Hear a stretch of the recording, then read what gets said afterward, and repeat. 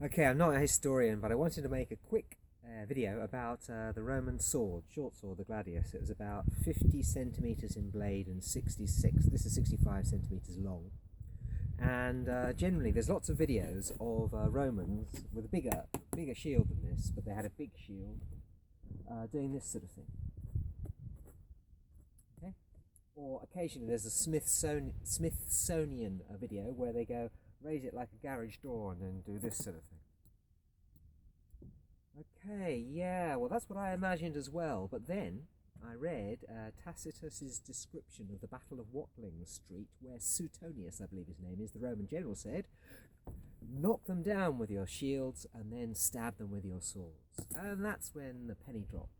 It's like the sort of Mike Tyson in the pocket style of warfare.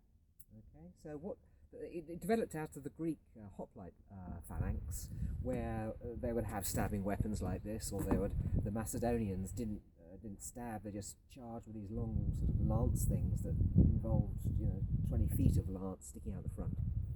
But what they realised was most of the death and carnage happened after one or other side crumbled, and then they're on the floor. Okay, and the Spartans apparently they did sort of stab them on the floor, and this is where they got it from. They thought, well, skip all this stabbing in front of his shield, stab behind the shield. So you can't see it because it would be behind the shield. They were for effectively a pestle or a sort of a tenderiser, either backhanded like this, like a pestle.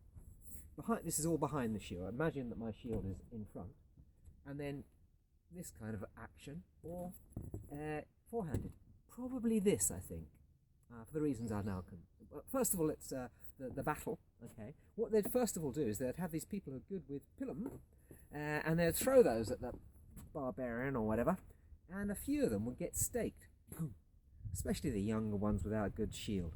Okay, so now you got them in a vendetta kind of mood. They all come crowding out, and one of the big advantages of this tiny little gladius was he didn't look scary. So these Viking types would come up to the Roman legion.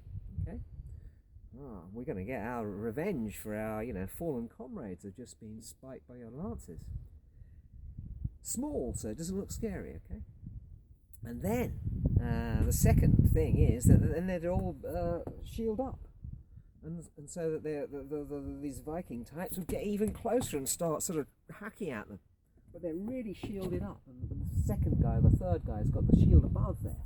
So there's this shield wall, and then these Vikings are getting really angry, hacking, and they're getting up really close because they want to get a piece of these Romans, and they're standing upright. But behind the shield wall, the Italians by this time, the Romans, are by this time at an angle. Okay?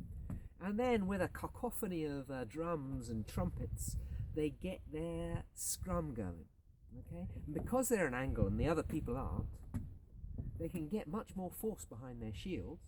And if you've ever been in a soccer crowd, how dangerous they are. If anyone falls down, then you're all going to be crushed anyway.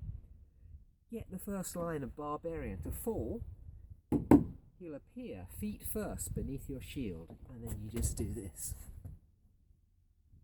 So that it was for killing people on the ground, this sort of meat tenderizing thing. That's how 400 deaths of 5,000 Romans killed about 80,000 Britons at the Battle of Watling Street. It was just like a Roman Roomba. They just swept over the battlefield like this, pushing people to the ground and stabbing them. And that's the second reason why it needs to be short, because it's only from the waist downwards like this. If it's any longer, it hit the ground. Yeah? Maybe they did it, sometimes this for the guy next to them. I'm not sure. The finer points. But it took place in the pocket, that is to say, behind the shield, and that's why it needs to be short. If you're going to stab around your shield in any direction, you need a longer stabbing weapon. And finally, the fact that it is so bad at doing this kind of thing, any barbarian with his longsword isn't gonna take much of that, means that they're useless one-on-one. So the legionnaires had to create these formations. They had a number of them. Create these interlock formations where they use their shields to win. Like, if they're on their own, they're sort of like this sort of ant. But if they're all together in this scrum, then they can tenderise 80,000 Britons with their little tiny sword. So it's a sword for. Finally, a couple of things about why I think this is also true. One of the things is that when they fell on their swords, when they committed suicide, like the samurai would commit suicide by cutting and having their heads chopped off.